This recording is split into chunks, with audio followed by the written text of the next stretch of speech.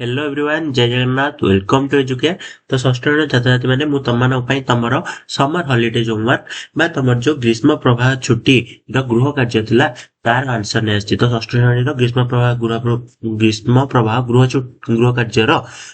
प्रवाह जो छुट्टी थिला तार गृह कार्य पूरा आंसर नहीं आसी।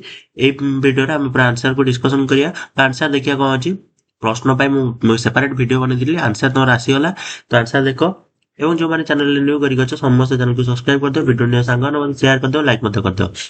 तो पिलाने चलते लेट न करी तुम कौन अच्छे देखिए डिस्कसन करिया पूरा श्रेणी षष्ठ भाषा भाषा विषय तुम एक नंबर कौन देछि तुमको भल लगुता जेकोसी ऋतु विषय 10 झाड़ी लेख और वर्षा ऋतुर पल्लीर दृश्य एक चित्र अंकन कर रंग दियो।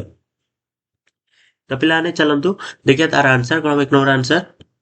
तो पिलाने एक नंबर आंसर कौन है ना एक नंबर आंसर है वर्षा ऋतु आम अत्यंत सुंदर और आनंदमय ऋतु होते। तार 2 नंबर पॉइंट कौन यह साधारणतः आषाढ़ और श्रावण मासरे आसे। 3 नंबर पॉइंट कौन आकाश में कला मेघ भरी जाए। 4 नंबर पॉइंट कौन वज्रपात और गर्जन सहित वर्षा आरंभ हुए। 5 नंबर पॉइंट वर्षार पानी पृथ्वी को शीतल करे। 6 नंबर गछ पला हरित और सुंदर देखा जाए। तापर 7 नंबर चाषी माने এই ऋतु को बहुत भल पाती। 8 नंबर क्षेत्र धान चाष वर्षा अत्यंत आवश्यक। 9 नंबर नदी और पोखरी मान पानी पूर्ण हो जाती। नेक्स्ट 10 नंबर कौन देला ना 10 नंबर पॉइंट तुम देला पक्षी माने खुशी रे कुहू कुहू करती। नेक्स्ट 11 नंबर बालक माने वर्षा रे खेलिबा को भल पाती। 12 नंबर केबे केबे वर्षा अधिक हेले बन्या हुए। 13 नंबर कौन पॉइंट कौन देला बन्या रे लोक माने कष्ट पाती। 14 नंबर रास्ता घाट कादा हो जाए कादुआ हो जाए यातायात असुविधा सृष्टि हुए। तो नेक्स्ट 16 नंबर कौन देला तथापि वर्षा आम आवश्यक ऋतु पे वर्षा आम आवश्यक ऋतु यह परिवेश को सुंदर करे प्रकृतिर सौंदर्य बढ़ाई दिए। तो 19 नंबर कौन देला 19 नंबर पॉइंट देला वर्षा छड़ा जीवन असंभव। नेक्स्ट 20 नंबर लास्ट पॉइंट कौन देला तेणु आम वर्षा ऋतु को सम्मान और स्नेह करा उचित। तो प्लान ये तुम 1 नंबर आंसर। नेक्स्ट चलो 2 नंबर क्वेश्चन देखिए आंसर देखिए 2 नंबर क्वेश्चन कौन चलो देखिए। तो प्लान तुम 2 नंबर क्वेश्चन कौन देला गुरुकुल शिक्षा विषय रे निज मनर एक अनुच्छेद लिख। प्लान जो गुरुकुल शिक्षा ता विषय एक अनुच्छेद लिख निज मनर। चलो देखिए आंसर। सर पिलाने 2 नंबर आंसर तो देखिए किंतु 1 नंबर आ गोटे जिन छाड़ देते कौन ना तुम वर्षा ऋतुर चित्र पिलाने वर्षा ऋतुर चित्र देखिए यहाँ अंकन कर देख पिलाने भलसे देखिदियो। तो चलो देखिए तार 2 नंबर आंसर। 2 नंबर आंसर कौन ना गुरुकुल शिक्षा प्रणाली भारतर प्राचीन एवं सम्मानित शिक्षा प्रणाली मध्य गोटे।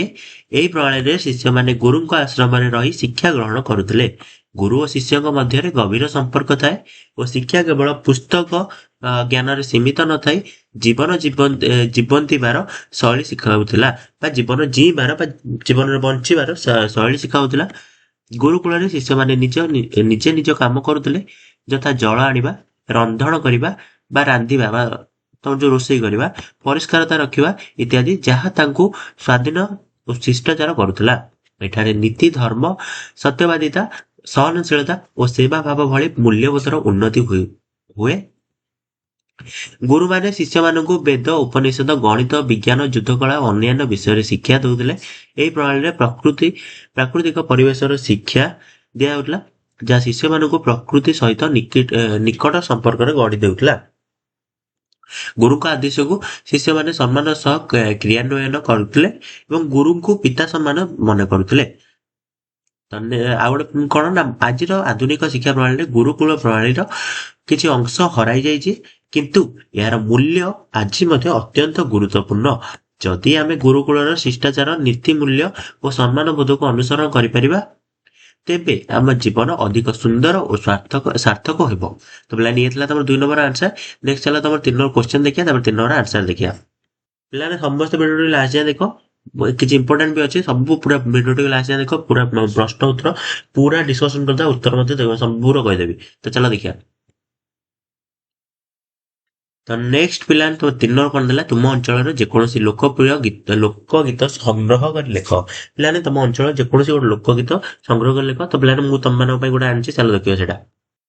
तो लोकगीतर नाम कौन ना धान केतर गीत। तो आस आस भौणी मिसी गाऊ गीत धान केतरे झुमुचे आम प्रीत पवन बहे मधुर सुरे सबुज धरित्री हसे नुआ रूपरे ढेंकी चाली माँ गाउछंती गीत से सुरे भरी जाए घरर प्रीत नदी कूल बसी गाँ लोके सुख दुख कहती मनर कथा मुके ଘୁଞ୍ଚୁ ଘୁଞ୍ଚୁ ବାଂଶୀର ସ୍ୱର ଗୋଲାରେ ଫେରେ ଗାଈ ଭରି ଘର।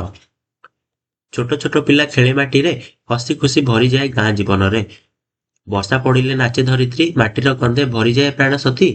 କୁହୁ କୁହୁ କୋଇଲି ଡାକେ ଗଛ ଡାଳିରେ, ସୁନ୍ଦର ସ୍ୱପ୍ନ ଫୁଟେ ଆମ ମନରେ। ହଳ ଚାଲେ କୃଷକର ଘାମରେ, ସୁଖର ଫଳ ଆସେ ତା କାମରେ। ସନ୍ଧ୍ୟାବେଳେ ଦୀପ ଜଳେ ଘରେ, ଭକ୍ତିର ସୁର ଗୁଞ୍ଜେ ମନର ଘରେ। ଏହି ଆମ ଗାଁ, ଏହି ଆମ ଗୀତ, ସରଳ ଜୀବନର ଅଛି ସତ୍ୟ ପ୍ରେମ, ସତ୍ୟ ପ୍ରୀତି। ଆସ ମିଶି ଗାଉ ଏହି ଲୋକ ଗୀତି, ଓଡ଼ିଆ ମାଟିରେ ରହୁ ଆମ ପ୍ରୀତ। ତ ପିଲାମାନେ ଇଏ ଥିଲା ତମର ଲୋକଗୀତ। ତ ଚାଲ ତମର ନେକ୍ସଟ କ୍ୱେଶ୍ଚନ ଦେଖିବା, ତାପରେ ଆନ୍ସର ଦେଖିବା। ତାପରେ ପିଲାମାନେ ତମର ନେକ୍ସଟ 4 ନମ୍ବର କଣ ଥିଲା, ଏହି ଅକ୍ଷର ଗୁଡ଼ିକୁ ନେଇ ଶବ୍ଦ ତିଆରି କର। ସ, ସ୍ମ, ମ, ଶ୍ର, ଜ୍ରି, ଭ, ଗ, ର, ଦ, ଅ, ମ, ପ, ନି, କ୍ର, ଧ, ବ। ତ ପିଲାମାନେ ଚାଲ ଆର ଆନ୍ସର ଦେଖିବା।